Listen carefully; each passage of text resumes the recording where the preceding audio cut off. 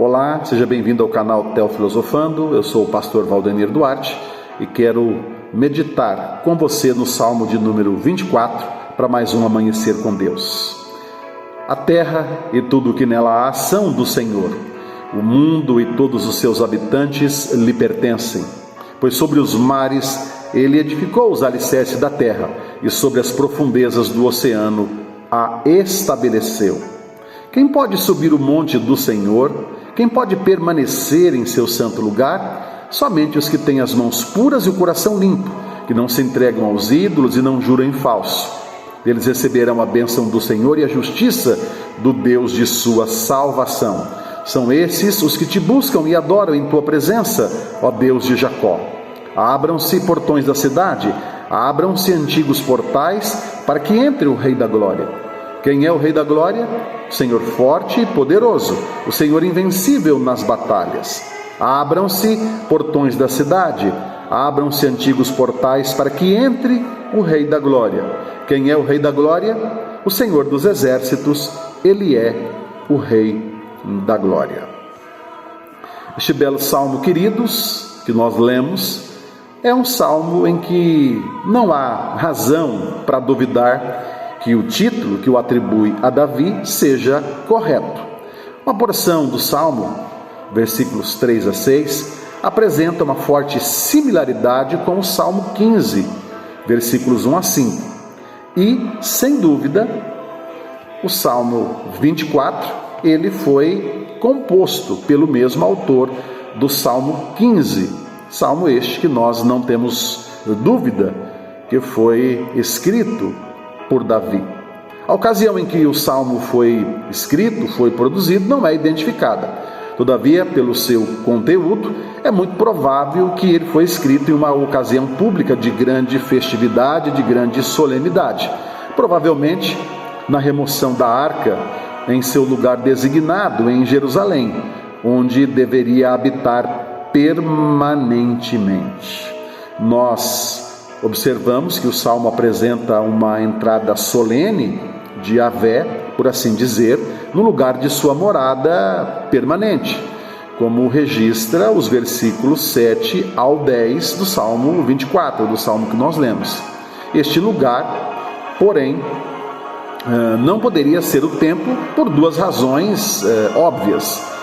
Primeiro, o templo não foi construído na época de Davi, e uma outra razão é a descrição apresentada nos versículos 7 a 10, que nos levam a entender que aquela entrada em uma cidade ela é muito mais provável do que a entrada no templo ou em um local de adoração pública, pois o salmista clama pelos portões para levantarem suas cabeças, uma expressão muito mais adequada para uma cidade do que para as portas, seja de um tabernáculo, seja do próprio templo.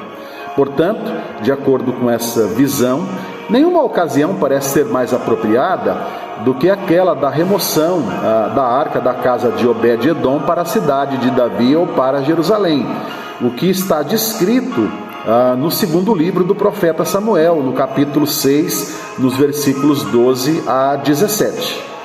Queridos, Davi, de fato, colocou a arca no meio do tabernáculo que ele havia armado para ela, no Monte Sião, conforme registra o segundo livro de Samuel, capítulo 6, 17.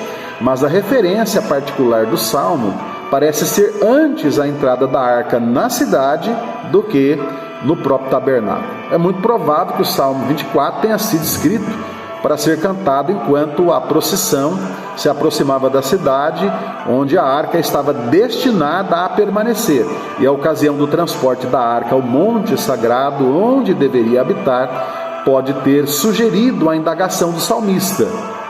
Versículo 3: quem pode subir o monte do Senhor?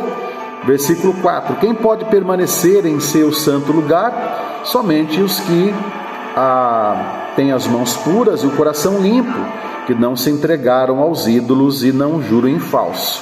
E o versículo 5 e 6 dizem: eles receberão a bênção do Senhor e a justiça do Deus de sua salvação. São esses os que te buscam e adoram em tua presença, ó Deus de Jacó. Uma compreensão do Salmo pode ser facilitada quando observamos que o mesmo ele pode ser assim compreendido, estudado, entendido a partir de 3 partes. A primeira parte, ela apresenta uma atribuição de louvor ao Senhor como o Criador e sustentador de todas as coisas. Perceba que o salmista, ele faz essa afirmação nos versículos 1 e 2. Ali é atribuída, ali nesses 2 versículos, a condição de propriedade de toda a terra e como Deus, o Senhor, tendo direito a tudo que existe no mundo, visto que Ele fez a terra e tudo o que ela contém. Essa reivindicação universal, esse reconhecimento dele como Senhor de tudo e de todos, seria especialmente apropriado para trazer à tona o símbolo de sua existência e seu poder e estabelecer a sua adoração na capital da nação. Então perceba que aí nós temos a possibilidade de entender e de compreender mais de uma questão. A questão de que não só Deus é Senhor de todas as coisas, mas de que Ele deve ser adorado, por aqueles que reconhecem isso.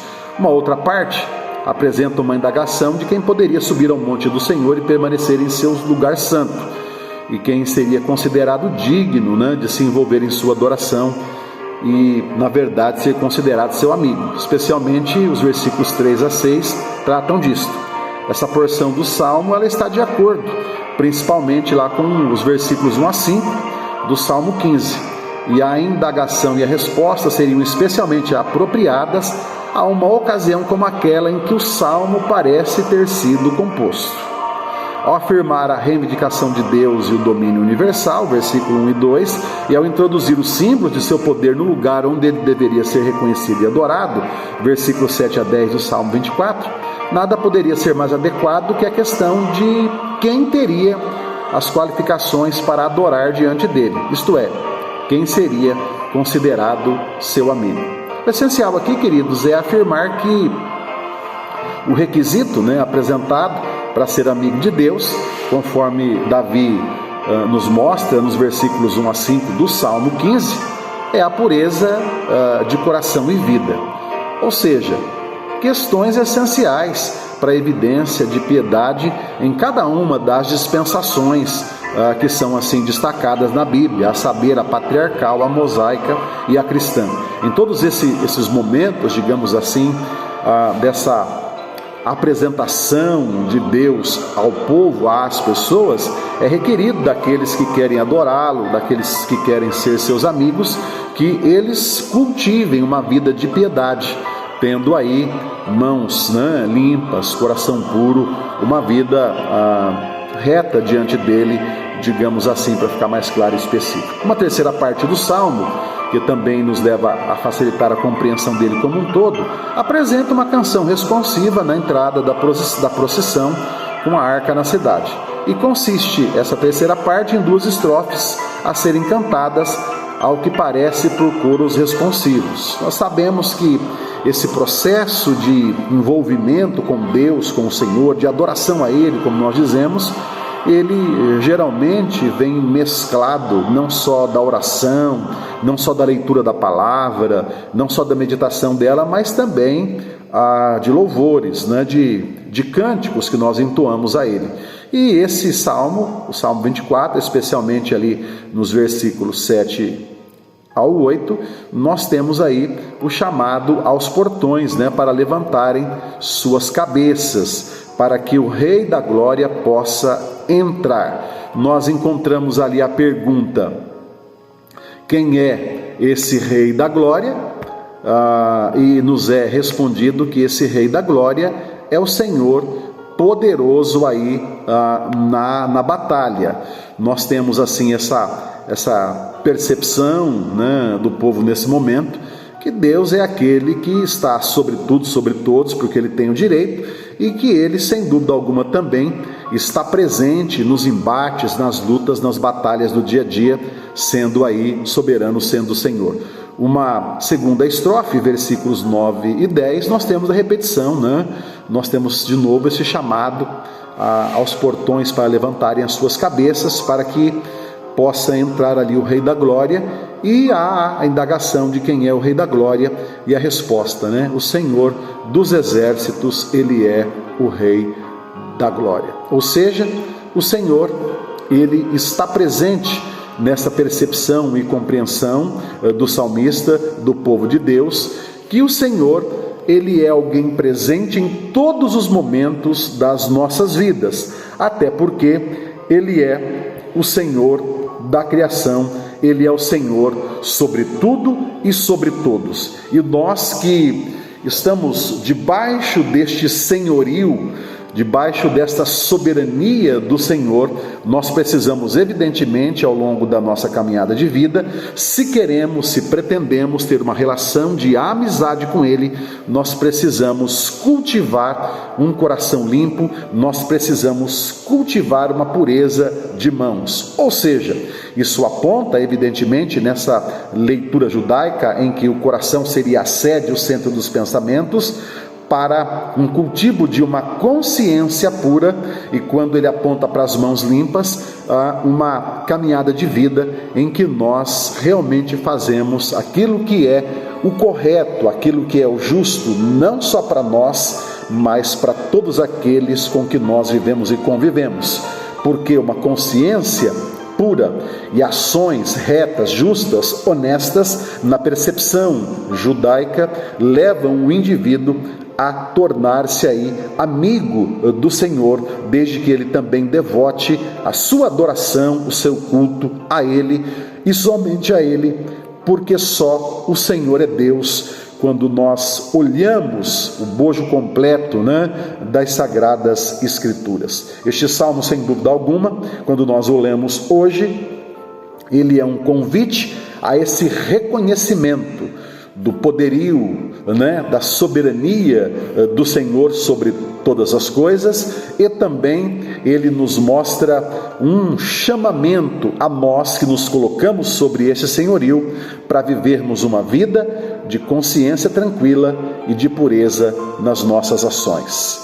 Reflita sobre isso, faça uma autoavaliação da sua vida e perceba como anda a sua consciência e como andam as suas ações. Que Deus, meu querido, te abençoe e que você tenha um excelente dia, uma excelente semana, em nome de Jesus. Espero ter contribuído com você para a compreensão de mais este salmo e, acima de tudo, para a compreensão do que de fato é ser amigo de Deus. E lembre-se que no Novo Testamento, na dispensação da graça, Jesus já nos chama de amigos. Deus te abençoe, tenha um excelente dia, até o próximo Amanhecer com Deus. Beijo no coração.